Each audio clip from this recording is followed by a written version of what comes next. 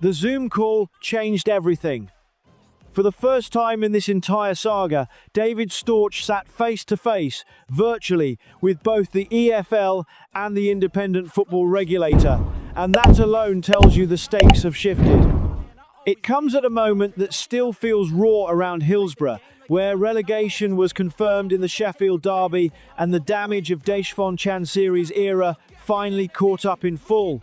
18 points gone, pride shattered, and a drop to League One confirmed. Yet strangely, there is a sense of release. Out of the wreckage, something new is beginning to take shape. Storch and the Arise Consortium have taken their most credible step yet towards pulling Wednesday out of administration, and for Henrik Pedersen, who somehow guided a season built on free agents and loans, it feels like the first real sign that survival could turn into recovery. Behind the scenes, that meeting carries serious weight. Storch and Tom Costin did not just present a vision, they stepped into scrutiny with both the EFL and the IFR watching closely. This is new territory. Unlike previous failed bids, no red flags have emerged. That matters. Storch is already progressing through the ownership test, and the regulator's involvement adds a level of oversight that supporters have been demanding. It means this is no longer just about passing checks, it is about proving long-term credibility. The promise of a better Wednesday is no longer just a message online, it is being tested in real time, with a timeline that could see approval secured by May if everything stays on track. But Storch is not waiting for approval to start acting. The reality is harsh.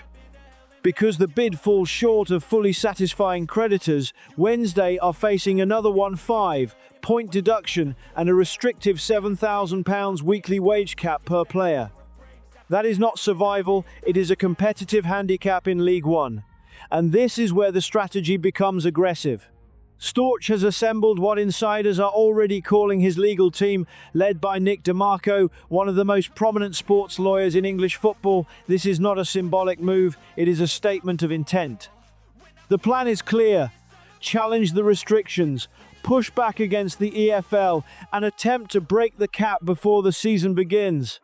It shows Storch is not here to manage decline, he intends to fight it.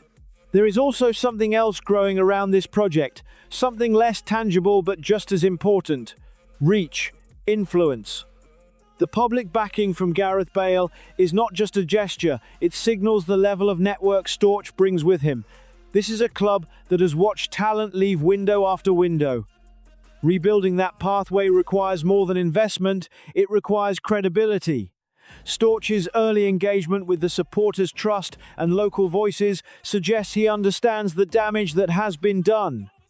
This fan base does not want promises. It wants respect, identity, and a club that feels like its own again. So now it comes down to this.